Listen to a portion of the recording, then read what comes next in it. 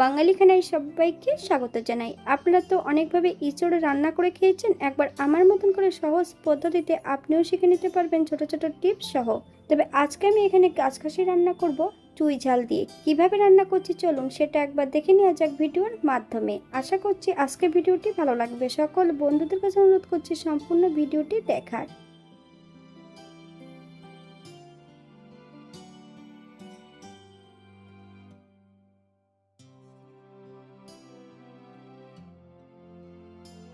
এখানে আমি আগের থেকে একটা গোটা এঁচড় নিয়ে নিয়েছি। এঁচড়টাকে এবার ফালি দিয়ে কেটে নেব।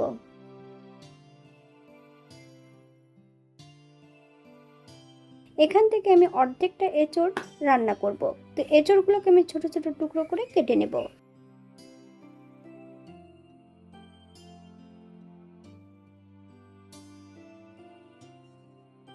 এই পর্যায়ে আমি সম্পূর্ণ এঁচড়গুলো ছোট ছোট টুকরো করে কেটে নিয়েছি। আপনারা এর থেকে ছোট বড় টুকরো করে কেটে নিতে পারেন।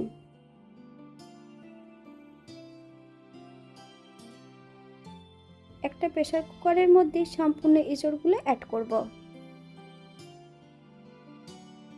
হাফ চামচ লবণ, 1 চামচ হলুদ গুঁড়ো, 1 চামচ কাঁচা সর্ষের তেল। প্রেসার কুকারের মধ্যে বেশ কিছুটা জল অ্যাড করব। গ্যাসের ফ্লেমটা হাইতে রেখে একটা হুইসেল দিয়ে নিতে হবে। প্রেসার কুকারটাকে 10 মিনিটের জন্য স্ট্যান্ডিং টাইম দেব। এঁচড় থেকে সম্পূর্ণ জলটা ঝরিয়ে রেখেছি।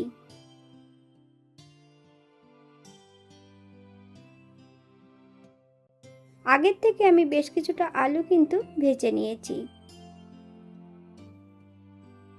একটা কড়াইতে বেশ কিছুটা সর্ষের তেল অ্যাড করেছি। হাফ চামচ লবণ দিয়ে সম্পূর্ণ এঁচড়ের টুকরোগুলো ভেজে নেব। আপনারা একবার স্ক্রিনের দিকে ফলো করবেন।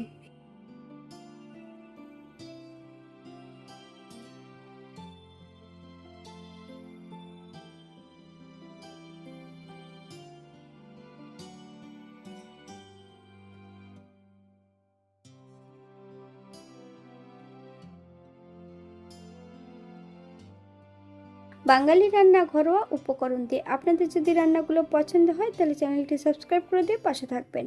পাশে থাকা বেলটি বাজিয়ে দেবেন, নইলে নিত্য নতুন রান্নার নোটিফিকেশন পাবেন না। আমার এই চ্যানেলে আমিষ, নিরামিষ এবং ভোজা নিচড় রান্না করার রেসিপি দেওয়া আছে। আপনাদের যদি পছন্দ হয় তাহলে চ্যানেলটি ঘুরে একবার দেখে নেবেন।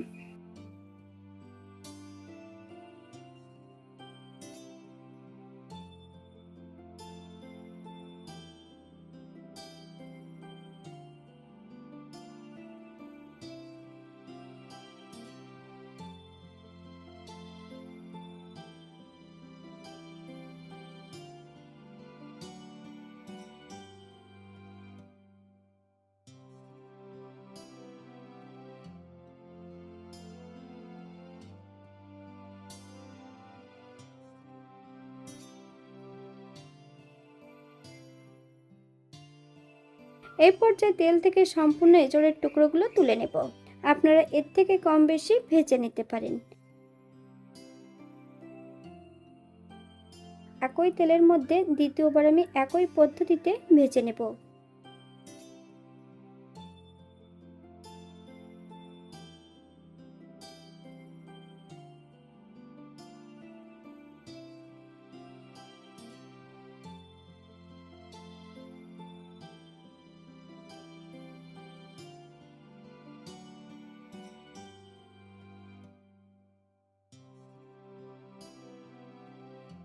সম্পূর্ণ এঁচড়ের টুকরোগুলো তেল থেকে তুলে নেব। আপনারা এর থেকে কম বেশি ভেজে নিতে পারেন।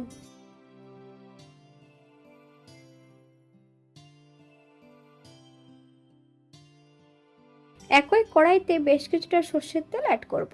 আমি কড়াইটা কিন্তু একটু পরিষ্কার করে নিয়েছি। তেল গরম হওয়া পর্যন্ত অপেক্ষা করতে হবে।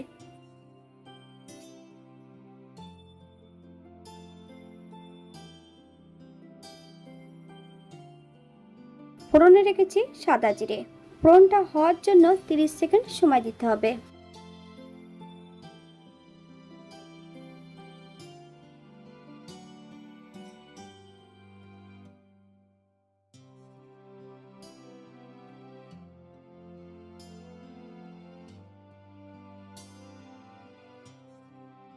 মিডিয়াম সাইজের দুটো পেঁয়াজ সরু সরু করে কেটে নিয়েছি। সম্পূর্ণ পেঁয়াজের টুকরোগুলো অ্যাড করে দেব।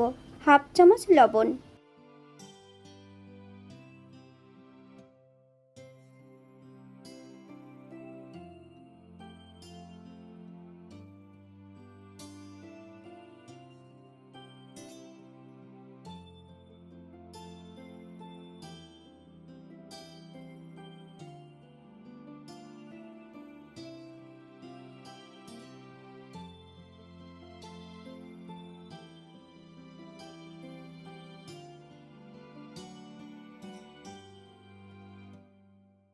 মিডিয়াম সাইজের একটা রসুন এখানে আমি থেতো করে অ্যাড করেছি। পেঁয়াজ রসুন থেকে যতক্ষণ কাঁচা গন্ধ ছড়াচ্ছে না ততক্ষণ বেশ ভালো করে ভেজে নেব। আপনারা একবার স্ক্রিনের দিকে ফলো করবেন।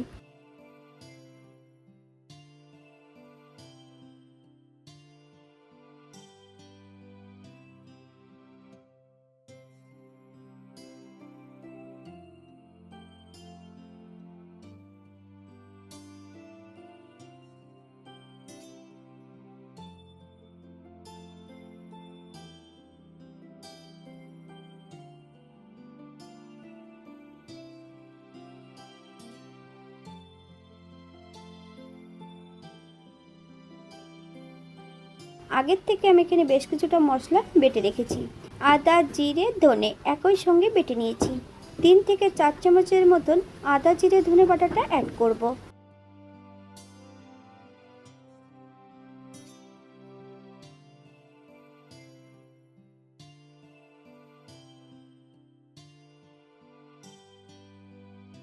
এক চামচ হলুদের গুঁড়ো, 1 চামচ কাশ্মীরি লঙ্কার গুঁড়ো। গ্যাসের ফ্লেমটা মিডিয়ামে রেখে বেশ কিছু সময় ধরে মশলাটাকে ভেজে নিতে হবে।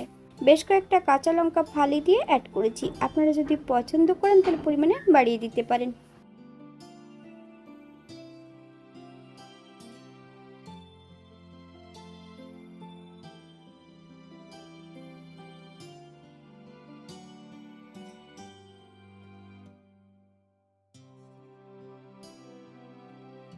মশলা দেওয়া বাটি থেকে বেশ কিছুটা জল অ্যাড করব। মশলা থেকে যতক্ষণ তেল না ছাড়ছে ততক্ষণ বেশ ভালো করে মশলাটা কষিয়ে নিতে হবে।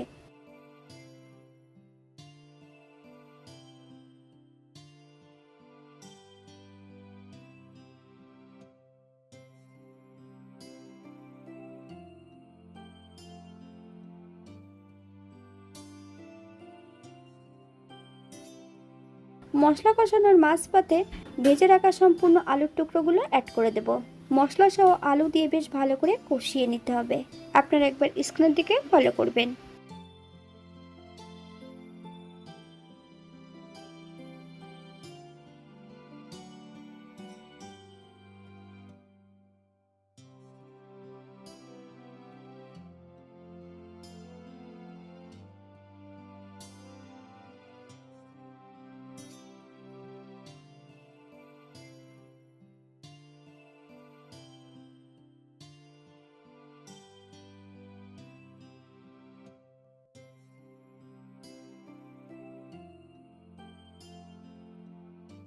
ভেজে রাখা সম্পূর্ণ এঁচোড়ের টুকরোগুলো এই পর্যায়ে অ্যাড করে দেব।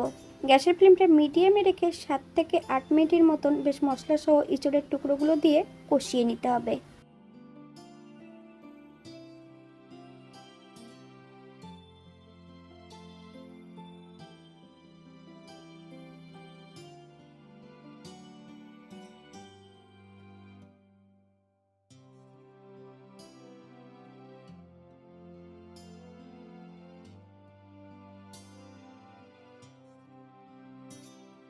গ্রেভির জন্য এখানে 2 কাপের মতন ঈষদুষ্ণ গরম জল অ্যাড করেছি।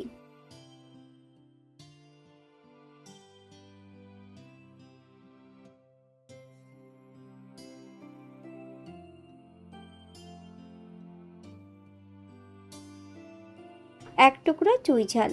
গ্যাসের ফ্লেমটা হাইতে রেখে বেশ কিছু সময় ধরে রান্না করে নেব, অথবা যতক্ষণ আলুর টুকরোগুলো সেদ্ধ হচ্ছে না ততক্ষণ রান্না করে নেব।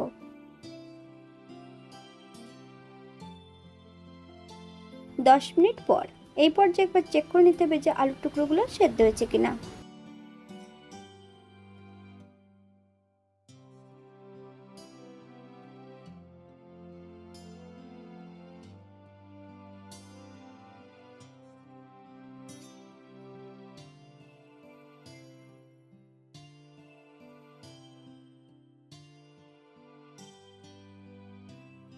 এখানে আমি স্বাদের জন্য 2 চামচ চিনি অ্যাড করেছি। আপনারা যদি পছন্দ করেন তাহলে পরিমাণে বাড়িয়ে দিতে পারেন।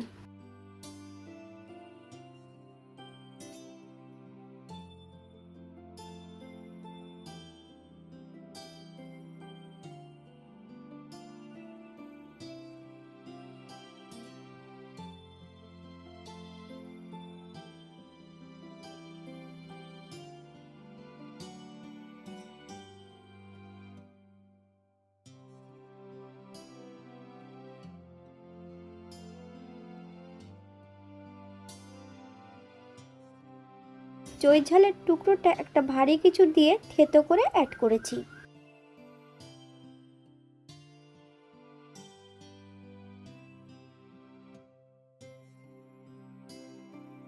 এক চামচ গরম মশলা গুঁড়ো,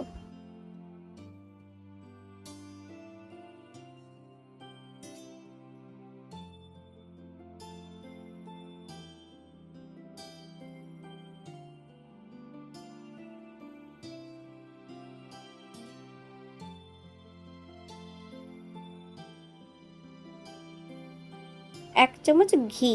আপনারা যদি পছন্দ করেন তাহলে পরিমাণে বাড়িয়ে দিতে। গ্যাসের ফ্লেমটা অফ করে দিয়ে 5 মিনিটের জন্য স্ট্যান্ডিং টাইম দেব, তারপর সার্ভ করব।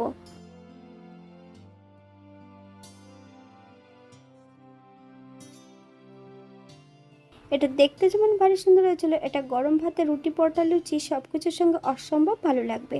আপনারা বাড়িতে একবার একই পদ্ধতিতে বানিয়ে নেবেন। আজকে আমি এখানে এঁচোড় রান্না করেছিলাম পেঁয়াজ, রসুন এবং চুই ঝাল দিয়ে। আপনারা যদি নিরামিষ রান্না করেন তাহলে এখানে পেঁয়াজ রসুনটা বাদ দিয়ে দিতে পারেন। এখানে যে আমি উপকরণগুলো অ্যাড করেছি আপনারা এর থেকে কম বেশি করে নিতে পারেন।